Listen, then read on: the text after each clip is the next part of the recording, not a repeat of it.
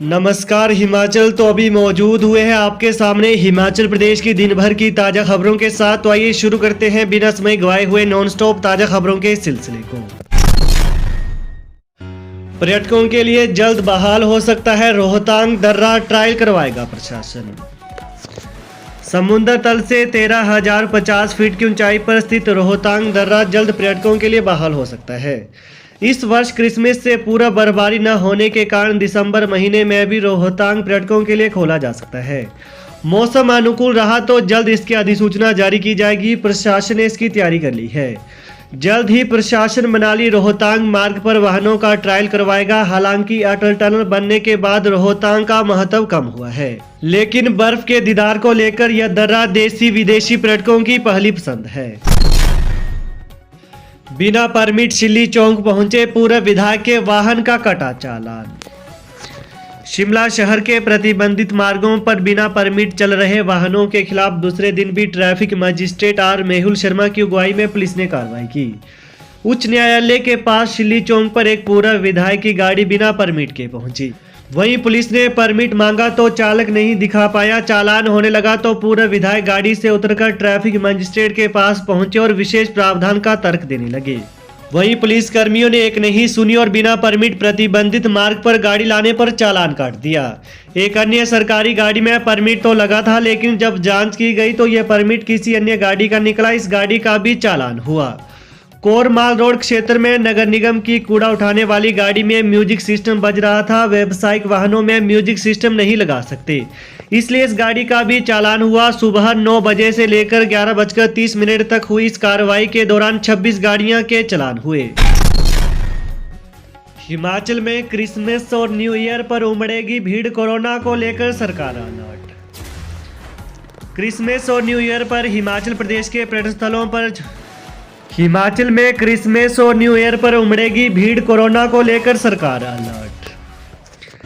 Christmas और new year पर हिमाचल प्रदेश के पर्यटन स्थलों में जुटने वाली पर्यटकों की भीड़ को देखते हुए सरकार ने लोगों को कोरोना के नियमों का पालन करने के निर्देश दिए हैं।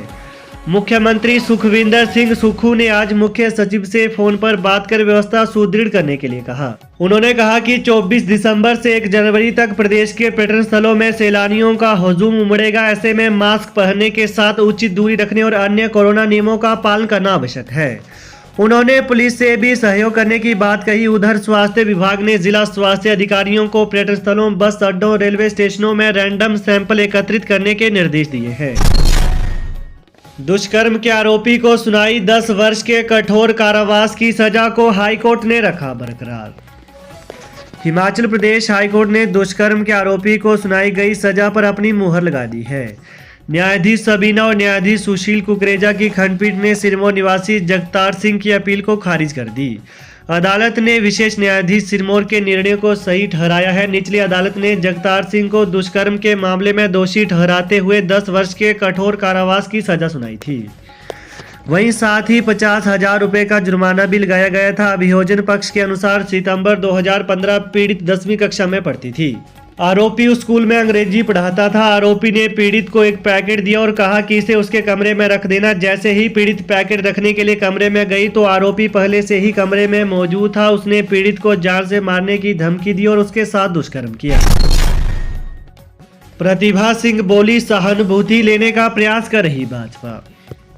हिमाचल प्रदेश कांग्रेस अध्यक्ष सांसद प्रतिभा सिंह ने पूर्व भाजपा सरकार के समय आनन फानन में चुनावी लाभ के लिए खोले गए सैकड़ों कार्यालयों को वर्तमान सरकार की ओर से बंद करने और उनकी दोबारा समीक्षा करने के फैसले को उचित ठहराया है। उन्होंने कहा कि भाजपा का इस निर्णय को लेकर हो हल्ला करना उनका एक राजनीतिक स्टंट है। लोगों के बीच सहानुभूति लेने का एक असफल प्रयास भाजपा कर रही है। उन्होंने कहा कि जहां आवश्यकता होगी कांग्रेस सरकार बजट के साथ वहां नए कार्यालय भी खोलेगी। उन्होंने कहा कि इसके लिए भाजपा को कोई चिंता नहीं करनी चाहिए। प्रतिभा सिंह ने कहा कि भाजपा प्रदेश में चुनावों में करारी हार से हताशा में है। भाजपा इस सदमे से उबर नहीं पा रही है। कांग्रेस सरकार अपने सभी चुनावी वादों को पूरा करेगी। आज जारी प्रेस बयान में प्रतिभा सिंह ने कहा कि भाजपा ने अपने शासनकाल में किसानों, बागवानों, कर्मचारियों और आम लोगों के दुख दर्द को कभी नहीं समझा। 5 साल अपनी मौज मस्ती में ही गुजार दी। आज प्रदेश बढ़ती महंगाई और बेरोजगारी से जूझ रहा है। JOIT 965 paper leak secrecy branch की महिला अफसर रिश्वत लेते गिरफ्तार। Junior office assistant information technology JOIT post code 965 का पेपर लीक हो गया है। परीक्षा रद्द करनी है या नहीं इसे लेकर कर्मचारी चयन आयोग बैठक कर रहा है। मिली जानकारी के मुताबिक अभिलाष ने JOIT पेपर लीक के संबंध में विजिलेंस को सूचना दी।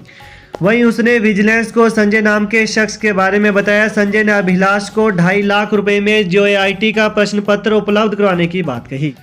वहीं JOIT पोस्ट कोड 965 की यह परीक्षा इस रविवार 25 दिसंबर को आयोजित होनी थी। वहीं विजिलेंस ने कर्मचारी चयन आयोग के हमीरपुर स्थित कार्यालय में डेरा डाला हुआ है। पेपर लीक और रिश्वत का मामला आयोग के कार्यालय से बाहर आया है। आज सुबह 6 बजे प्रदेश भर के उपमंडल के लिए आयोग से टीमें रवाना हुई थी। रिश्वत और पेपर लीक करने वाली वरिष्ठ अधीक्षक उमा आजाद आज घुमार भी गई हुई थी। इसके अतिरिक्त आपको बता दें कि उमा आजाद उपमंडल सुजानपुर की रहने वाली है और हमीरपुर में भी घर बनाया हुआ है।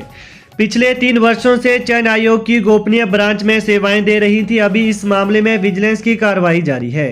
अतिरिक्त पुलिस अधीक्षक विजिलेंस रेणु शर्मा ने कहा कि विजिलेंस की कार्रवाई जारी है। जांच पूरी होने के बाद रिपोर्ट सार्वजनिक की जाएगी। TGT से हुए अन्याय का भी हो रिव्यू। स्कूलों को डी-नोटिफाई करने पर किया जाए पुनर्विचार। हिमाचल प्रदेश सरकार वेतन आयोग में TGT शिक्षकों को हुए वेतन नुकसान को भी रिव्यू करे। पंजाब तर्ज पर TGT का आरंभिक स्केल तो यहाँ मिला ही नहीं है और वर्ष 2012 में TGT की ग्रेड पे 5,000 रुपये थी, जिसके लाभ छीने जाने पर TGT को 3600 ग्रेड पे के अनुसार पे मैट्रिक्स में रखा गया, जबकि वर्ष 2012 में 4,400 ग्रेड पे वाले कर्मचारियों को 3800 ग्रेड पे के अनुसार पे मैट्रिक्स में रखा गया है। इसके चलते TGT को वेतन निर्धारण में भारी घाटा हुआ है और उनको ग्रेड पे की जगह ग्रेड C में डाल दिया गया है। इसके अलावा 8 साल बतौर TGT अनिवार्य सेवाकाल की शर्त को दरकिनार कर अनेक शिक्षक हेडमास्टर प्रमोट हुए, जिसके खिलाफ 4 मामले वर्तमान में हाईकोर्ट में चल रहे हैं। इसके अलावा बात करें तो ये फैसले 6 माह के दायरे में आते हैं और उनका रिव्यू होना चाहिए। ये मांग प्रदेश मुख्यमंत्री से राज्य के TGT कला संघ ने की है। संघ के प्रदेश अध्यक्ष सुरेश कौशल ने कहा कि संघ ने सरकार को एक मांग पत्र भेजकर TGT शिक्षकों से हुए विभिन्न प्रकार के अन्यायपूर्ण फैसलों का रिव्यू करने की मांग उठाई है। कोरोना को लेकर हिमाचल सरकार ने जारी की एडवाइजरी। चीन, कोरिया, अमेरिका समेत कई देशों में कोरोना के मामले बढ़ने के चलते राज्य सरकार ने हिमाचल प्रदेश में एडवाइजरी जारी कर दी है। आज प्रधान सचिव स्वास्थ्य की ओर से जारी एडवाइजरी में कहा गया है कि वैश्विक स्तर पर कोविड-19 मामलों में अचानक उछाल आया है, जिसका निकट भविष्य में राज्य पर प्रभाव पड़ सकता है। ऐसे में कोविड-19 के प्रसार को रोकने के लिए कोविड उपयुक्त व्यवहार का पालन करना उचित हो गया है। शिमला लौटेंगे CM सुखविंदर सिंह सुक्खू। 28 को पुरानी पेंशन स्कीम को लेकर करेंगे बैठक। मुख्यमंत्री सुखविंदर सिंह सुक्खू इस रविवार 25 दिसंबर को शिमला आएंगे। मुख्यमंत्री के प्रधान सलाहकार मीडिया नरेश चौहान ने राजीव भवन शिमला में पत्रकारों से बातचीत करते हुए बताया कि मुख्यमंत्री सुखविंदर सिंह सुक्खू इस रविवार दिल्ली से शिमला आएंगे। वहीं 28 दिसंबर को पुरानी पेंशन योजना यूनियन के पदाधिकारियों से शिमला में बैठक करेंगे। मुख्यमंत्री सुखविंदर सिंह सुक्खू कोविड प्रोटोकॉल के तहत 24 दिसंबर शनिवार की शाम तक क्वारंटीन रहेंगे। तो ये है आज दिन भर के मुख्य समाचार। तो प्रदेश की ताज़ा खबरों को पाने के लिए चैनल को जरूर सब्सक्राइब करें। Thanks for watching. जय हिंद, जय हिमाचल।